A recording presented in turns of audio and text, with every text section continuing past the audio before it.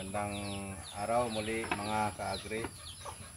Ngayon ay papakita ko sa inyo kung paano ako mag-prevent ng aking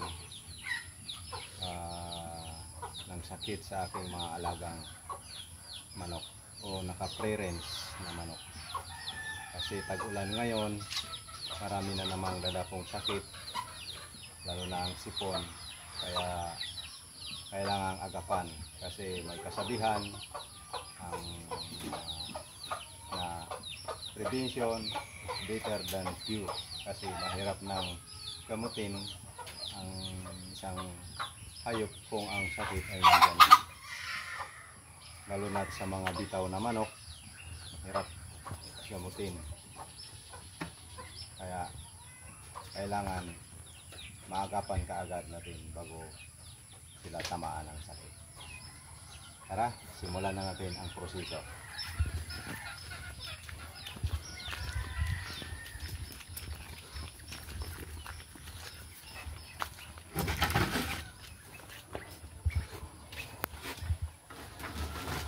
Nalagay tayo ng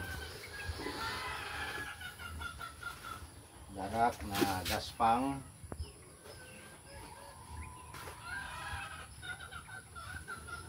Na darak, haluan natin ng dito na darak kasi mahirap pag purong darak na puno kasi masyado siyang matinong, nabubilaw ka ng manok.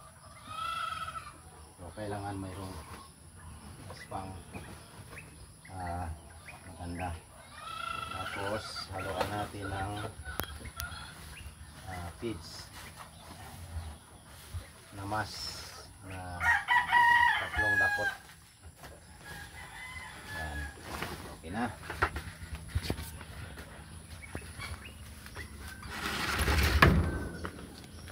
Haluin natin.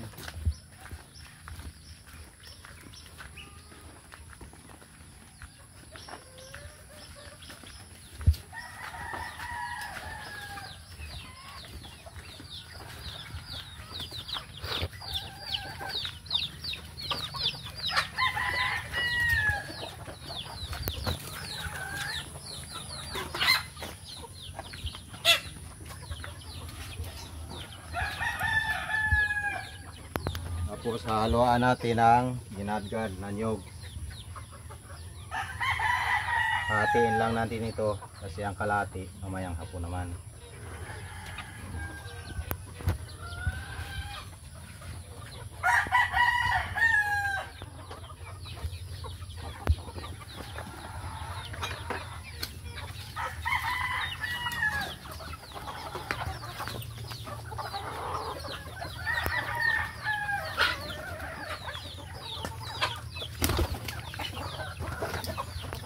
Haluin natin. Haluin natin ito para lagyan ng gamot na antibiotic.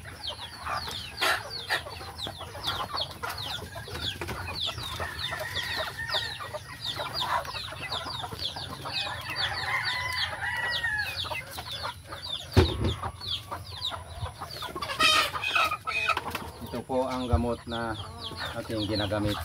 Hindi po ako nag-promote ng gamot. Ito ay sistema ko lamang dito sa aking hayupan.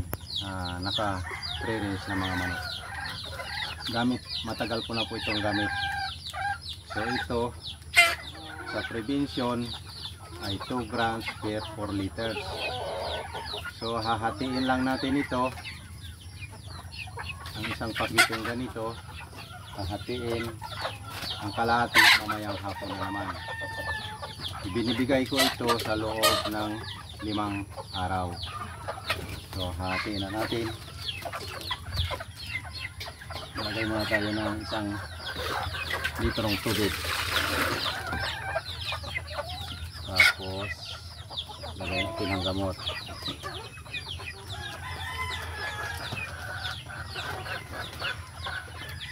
Yan, laki na. Kunti pa. Yan. Okay.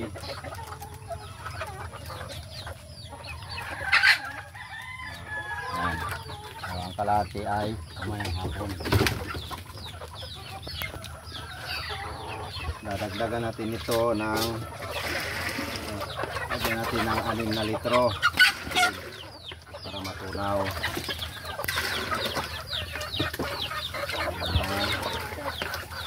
Anin. At siya natin ilalagay dito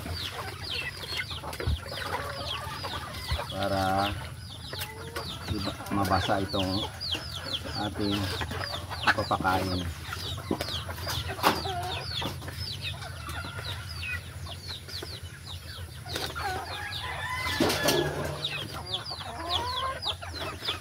Mahirap po kasi magpainom ng gamot kung ilalagay lang natin sa mga lalagyan kasi tag-ulan ngayon kung saan na lang nagainom ang mga manok. So ito sigurado kasi kakainin nila ito, siguradong magkaka-intake sila ng gamot. Walang makakalibre, lahat sila makakain at ano ng gamot. So ito ready na, ibigay na natin sa kanila.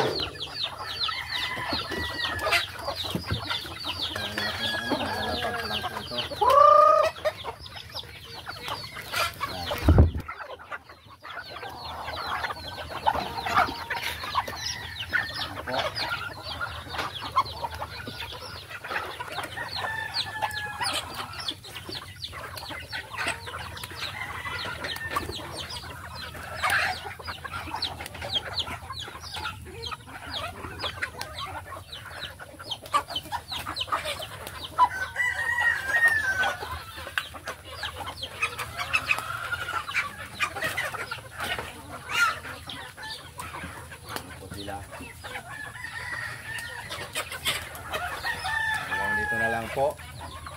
So kung nyo mang nagustuhan ang ating video, huwag nyo rin kalimutang i-like, i-subscribe at saka i-share. Salamat po.